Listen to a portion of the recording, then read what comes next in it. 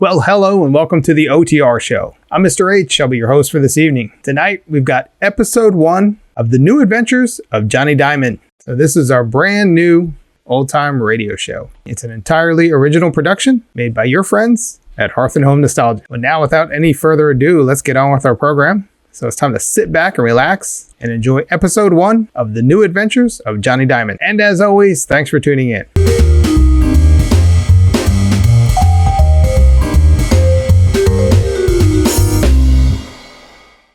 Time now for everyone's favorite detective, Johnny Diamond. When you need help and have no one to turn to Johnny Diamond. Brought to you by the makers of Detectives Delight Hair Tonic. Remove the mystery from your hair with just a little dab.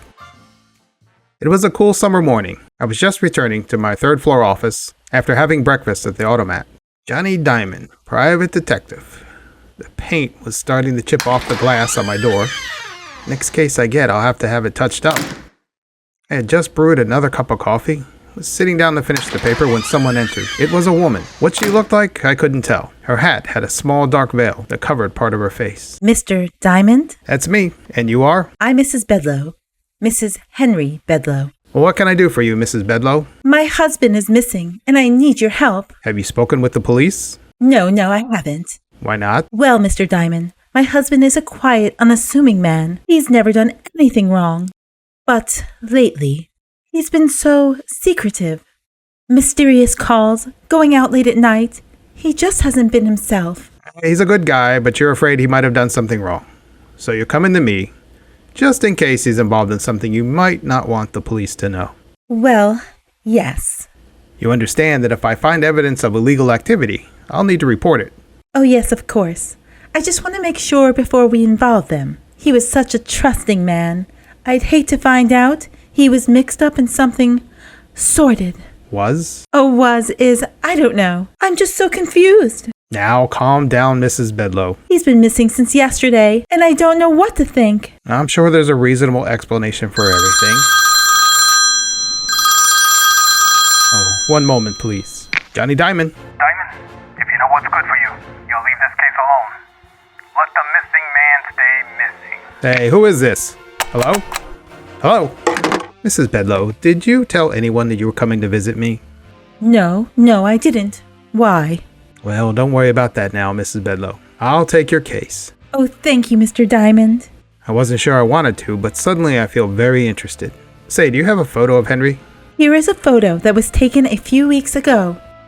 Mrs. Bedlow filled me in on the details of her husband's disappearance, as well as some of the events leading up to it. Henry Bedlow was an accountant for a large shipping firm. They dealt with imported goods from Europe. He sounded like an average, everyday Joe.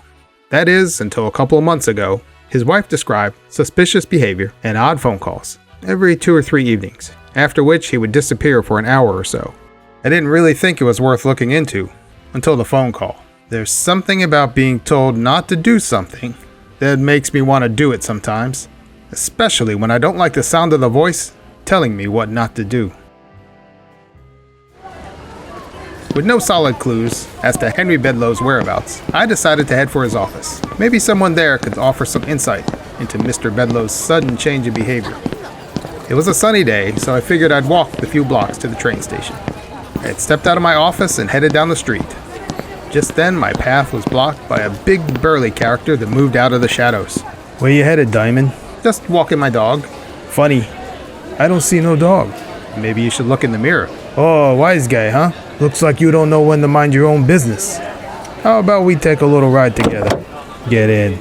No thanks, I'd rather walk. The smog is good for my lungs. I said, get in! I had noticed the 45 in his head. I noticed it even more when he hit me over the head with it. The stars came out early that afternoon as I felt the sidewalk spin and I crumpled into the back seat of the oversized sedan. Let's go, Jimmy. You got it. Boy, he needed a little persuading, didn't he? My head was swimming from my host love tap with his gun. Well, Mr. Johnny Diamond, looks like you're gonna find your missing man after all.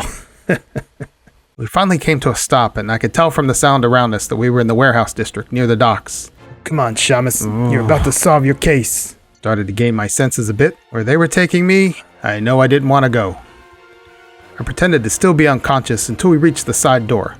I stuck my legs out and pushed off the door frame, giving me the leverage to push off of both men. I swung for the big one first. Thanks for the ride, fellas, but I'll take it from here. Threw the big oaf onto the driver, Jimmy. I grabbed my gun from the pocket of the big guy. He had lifted it from me after sucker punching me earlier. He made sure both of them would be out for a little while. Snuck into the door and pushed up against the wall.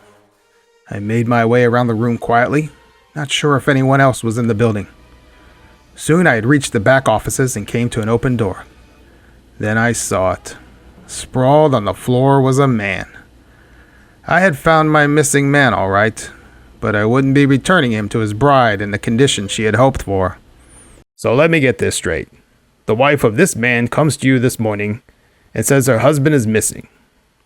You just happen to get a call warning you not to look for him while she's there.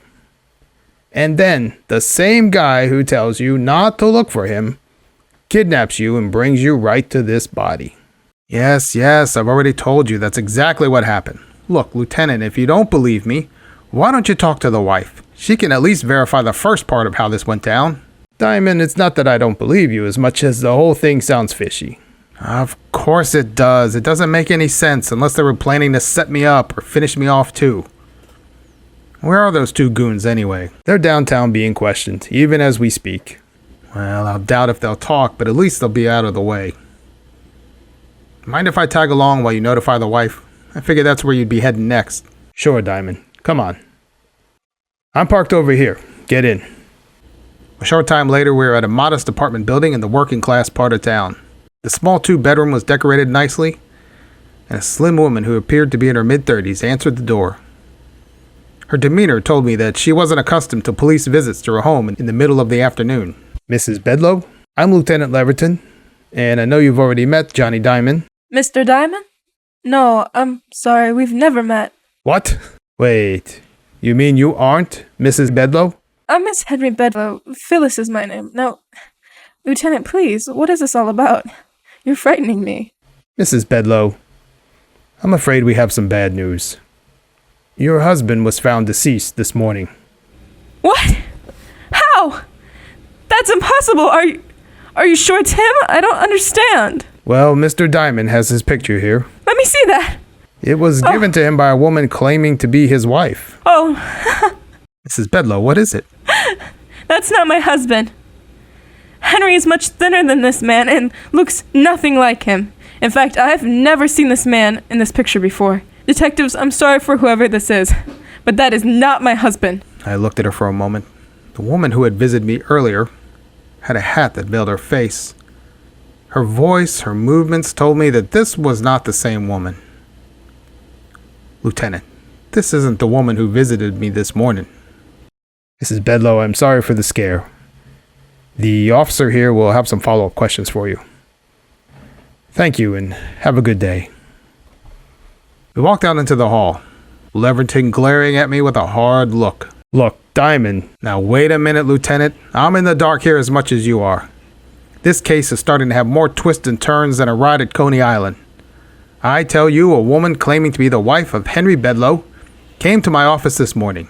She said he was missing and had been acting strange lately. She showed me this picture, and this is the man I found in the warehouse. That's all I know. Okay, Diamond. Let's head back to headquarters and see if your two friends have anything to say about this. And now, here's our star to tell you about our next adventure. Next week, a case of stolen identity, a mysterious woman, and a missing man helps identify a suspect. Join us, won't you, for the new adventures of Johnny Diamond. Tune in next time for the new adventures of Johnny Diamond, Private Detective. Brought to you by the makers of Detective's Delight Hair Tonic. The smart choice for hair-raising suspense.